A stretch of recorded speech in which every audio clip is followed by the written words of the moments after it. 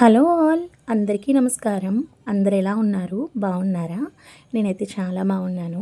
ఈరోజైతే ఇంట్లో నేను జయశ్రీ పాప కోసం పప్పు ఏ విధంగా చేస్తానో చూపిస్తున్నానండి. మీ పిల్లలకు కూడా ఈ విధంగా చేసి పెట్టండి, చాలా ఇష్టంగా తింటారు. ముందుగా అయితే స్టవ్ మీద ఒక కుక్కర్ని పెట్టుకొని మనకు కావాల్సినంత పప్పును అందులో వేసుకొని లో ఫ్లేమ్ పెట్టుకొని 2-3 మినిట్స్ అయితే వేయించుకొని స్టవ్ ఆఫ్ చేసేయండి. తర్వాత పప్పుని నీట్గా ఒక 2-3 సార్లు కడుక్కొని మళ్ళీ స్టవ్ మీద పెట్టుకొని అందులో కట్ చేసి పెట్టుకున్న ఆనియన్స్, ఒక పచ్చిమిర్చి, కొంచెం కారం, కొంచెం పసుపు, తగినన్ని వాటర్ వేసుకొని స్టవ్ అయితే వెలిగించుకొని కుక్కర్ అయితే మూత పెట్టుకొని విజిల్ రానివ్వాలండి. ఒక 2-3 విజిల్స్ అయితే రానివ్వాలి. పప్పు అయితే మెత్తగా ఉడికిపోతుంది.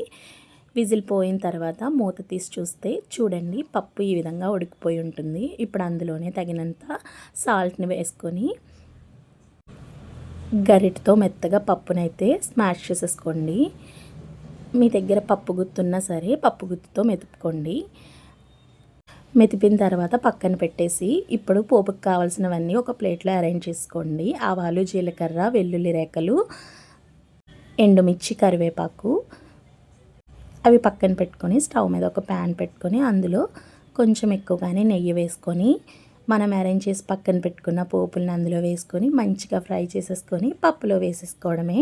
టేస్టీ పప్పు అయితే రెడీ అయిపోతుంది. ఎవరైనా ఈ విధంగా ట్రై చేయకపోతే ట్రై చేసేయండి. మరి ఇలాంటి వీడియోస్ కోసం మన ఛానల్ సబ్స్క్రైబ్ చేసేసుకోండి. Bye bye.